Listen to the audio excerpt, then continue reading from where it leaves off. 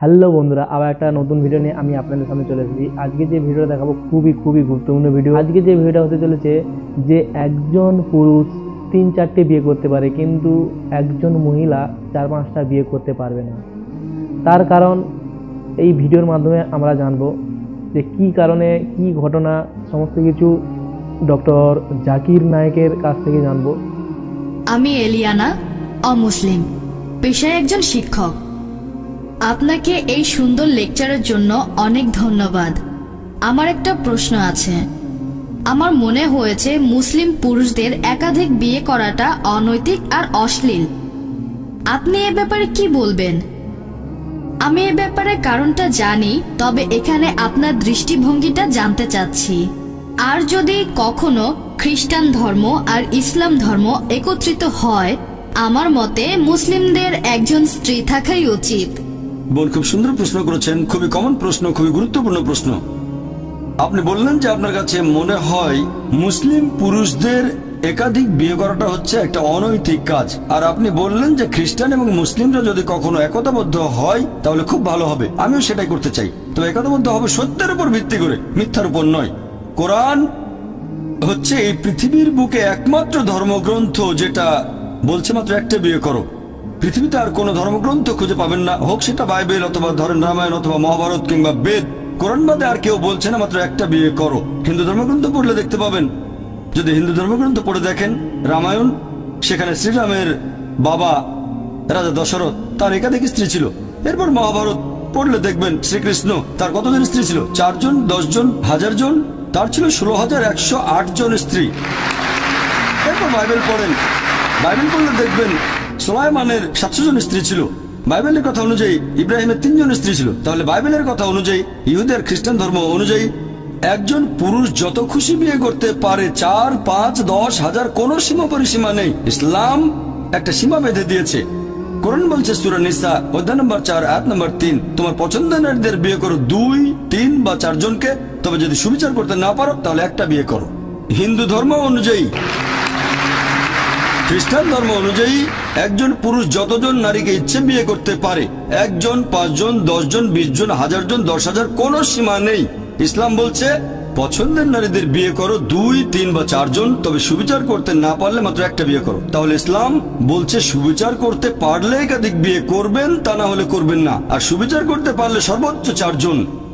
এবারে আসুন দেখি কোরআন কি বলছে। পবিত্র কোরআনে সূরা নিসা অধ্যায় 4 আয়াত নম্বর 129, স্ত্রীগণের প্রতি সুবিচার করা কঠিন, সেজন্য তাদের থেকে পুরোপুরি মুখ ফিরিয়ে নিও না।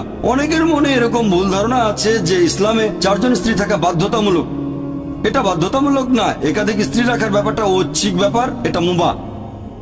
তবে যদি একাধিক বিয়ে করেন আর সুবিচার করতে না পারেন তাহলে সমস্যায় পড়ে যাবেন। এবারে আসুন দেখি এর পেছনে কারণটা আসলে কি। আমি এখানে কারণটা বলছি, তারপর আপনি চাইলে পাল্টা প্রশ্ন করতে পারেন। লজিক্যাল কারণটা যে ইসলাম ধর্ম কেন কিছু পুরুষকে একাধিক বিয়ে করার অনুমতি দিয়েছে। এখন ভালো করে দেখলে বুঝতে পারবেন যে ছেলে আর মেয়ে সন্তান জন্মায় সমান অনুপাতে। তবে শিশু বিশেষজ্ঞদের জিজ্ঞেস করে জানতে পারবেন, শিশুদের রোগের উপর যারা বিশেষজ্ঞ তারা এটা বলবেন যে মেয়ে শিশুরা ছেলে শিশুর চেয়ে রোগ জীবাণুকে ভালোভাবে প্রতিরোধ করতে পারে, তাই শিশুকালে মেয়েদের তুলনায় বেশি ছেলে শিশু মারা যায়। তারপরে সময় বয়ে যায়, মানুষ মারা যায় ধূমপানের কারণে, তারপর মারা যায় বিভিন্ন রকম অসুখ বিসুখে, মারা যায় মদ পানের কারণে, মারা যায় যুদ্ধে, অ্যাক্সিডেন্টেও মারা যায়। এসব জায়গায় তো মহিলাদের চেয়ে বেশি পুরুষ মারা যায়। যদি এখনকার দিনের পৃথিবীর দিকে তাকান, পৃথিবীতে এখন মহিলাদের সংখ্যা পুরুষদের চেয়ে অনেক বেশি, পুরুষের তুলনায় মহিলার সংখ্যা বেশি। তৃতীয় বিশ্বের কিছু দেশ এটার ব্যতিক্রম, যেমন আমার নিজের দেশ ভারত, সেখানে মহিলাদের সংখ্যা পুরুষদের চেয়ে কম। এটার প্রধান কারণ হলো মেয়ে ভ্রূণ হত্যা করা আর মেয়ে শিশু হত্যা করা। যদি মেয়ে ভ্রূণ আর মেয়ে শিশু হত্যা করার মতো অশুভ কাজটা বন্ধ করা হয় তাহলে ভারতেও একসময় মহিলার সংখ্যা অনেক বেশি হয়ে যাবে পুরুষের তুলনায়। এখনকার পরিসংখ্যান অনুযায়ী শুধু নিউ ইয়র্কে পুরুষের তুলনায় মহিলার সংখ্যা বেশি, প্রায় 10 লক্ষ। শুধুমাত্র আমেরিকাতে পুরুষের তুলনায় মহিলাদের সংখ্যা বেশি 78 লক্ষ। শুধু জার্মানিতে পুরুষের চেয়ে মহিলা বেশি 50 লক্ষ।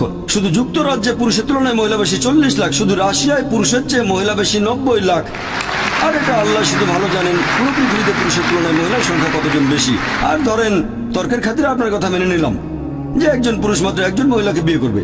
আর ধরেন আমার বোন থাকে আমেরিকায়, আর সেখানে সব পুরুষ বিয়ে করে ফেলেছে, অথবা ধরুন আপনার বোন থেকে আমেরিকায় আর সব পুরুষই সেখানে বিয়ে করে ফেলেছে, প্রত্যেক পুরুষ একজন করে মহিলাকে বিয়ে করেছে, তারপরও আমেরিকাতে 78 লক্ষ মহিলা থাকবে যারা পাবে না জীবন সঙ্গী। তখন এই 78 লক্ষ মহিলার সামনে যে পথটা খোলা থাকবে যে হয় তারা এমন কাউকে বিয়ে করবে যার একজন স্ত্রী আছে, নয়তো হবে জনগণের সম্পত্তি। লোকে হয়তো বলবে জনগণের সম্পত্তি, ভাই জাকির এটা তো কঠিন কথা, এটাই সবচেয়ে ভদ্র ভাষা যেটা আমি বলতে পারি, এর চেয়ে ভদ্র ভাষা আমার জানা নেই। হয় একজন পুরুষকে বিয়ে করেন যার একজন স্ত্রী আছে, নয়তো হবেন জনগণের সম্পত্তি, আর কোনো উপায় নেই। তাহলে বুঝতে পারছেন যে আমেরিকার পরিসংখ্যান অনুযায়ী একজন সাধারণ আমেরিকান বিয়ে করার আগে তাদের গড়ে 8 জন যৌন সঙ্গী রাখতে পারে, কারো হয়তো 2 জন, কারো 10 জন, কারো বা 20 জন। বিয়ে করার আগে গড়ে 8 জন যৌন সঙ্গী থাকে, আর আপনি চাইলে যতজন খুশি রক্ষিত রাখতে পারেন, 1 জন, 10 জন, 20 জন, কোনো সমস্যা নেই। তবে আইনসঙ্গতভাবে একাধিক স্ত্রী তারা হজম করতে পারে না। যে কোনো ভদ্রমহিলাকে জিজ্ঞেস করেন, যদি কেউ একজন পুরুষের আইনসম্মত দ্বিতীয় স্ত্রী হয়, সে নিরাপত্তা পাবে, সম্মান পাবে, তার অধিকারগুলো পাবে। আর রক্ষিত হলে সেখানে কোনো সম্মান নেই, কোনো অধিকার নেই, তাকে নিচু করা হয়েছে। তাহলে ইসলাম মানবজাতির সমস্যাগুলোর সমাধান দেয়। বর্তমানে পৃথিবীতে পুরুষের চেয়ে মহিলার সংখ্যা অনেক বেশি। আমার মতে ইসলাম ধর্ম কিছু পুরুষকে একাধিক বিয়ে করার অনুমতি দিয়েছে যাতে করে মহিলারা ভদ্রভাবে থাকতে পারে, তা না হলে এটা সম্ভব নয়। আমি আপনার সঙ্গে একমত, আপনার কথাটা আমি মানি বোন, যে একজন মহিলা তার স্বামীকে শেয়ার করতে চাইবে না। আমি আপনার সঙ্গে একমত, মহিলারা স্বামীকে শেয়ার করতে চাইবে না কখনোই। আর সাধারণ পরিস্থিতিতে কোনো মহিলা চাইবে না যে তার স্বামী আরেকটা বিয়ে করুক। তবে ইসলামিক শরিয়া বলছে একটা বড় ক্ষতি ঠেকানোর জন্য ছোট ক্ষতি হওয়া ভালো। একজন ভালো মুসলিম মহিলা যে পৃথিবীর অবস্থা জানেন, সেই ছোট ক্ষতি মেনে নিতে আপত্তি করবে না। মানে স্বামীকে শেয়ার করা যাতে বড় ক্ষতি ঠেকানো যায়, অর্থাৎ আরেকজন বোনকে যেন জনগণের সম্পত্তি না হতে হয়। হ্যাঁ বোন,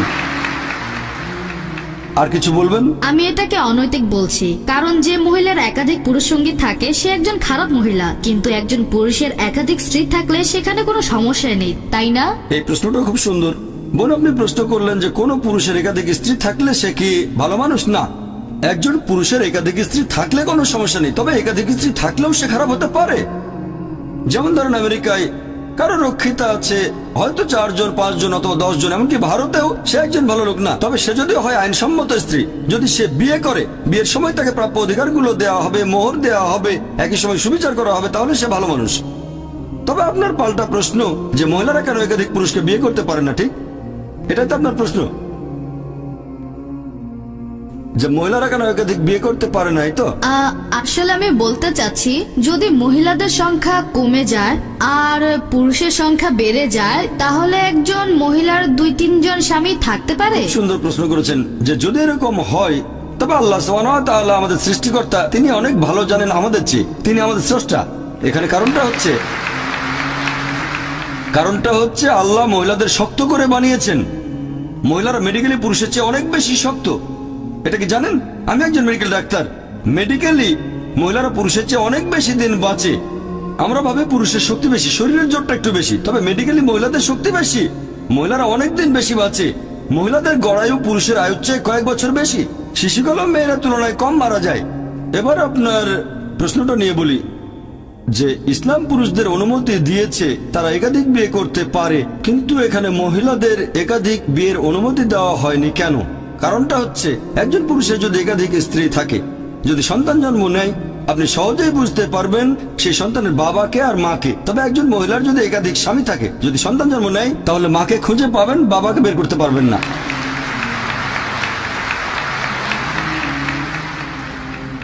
তারপর সন্তানকে স্কুলে ভর্তি করতে যাবেন, এর বাবার নাম কি? তখন হয়তো 2টো নাম দিতে হবে। এখন মেডিকেল বিজ্ঞান অনেক উন্নত হয়েছে, যেমন ডিএনএ, জেনেটিক কোডিং, এখন বলতে পারবো বাবাকে আর মাকে। এখন সেটা বন্ধুরা, ভিডিওটা দেখে আপনাদের কেমন লাগলো তা কমেন্ট করে আমাকে জানান।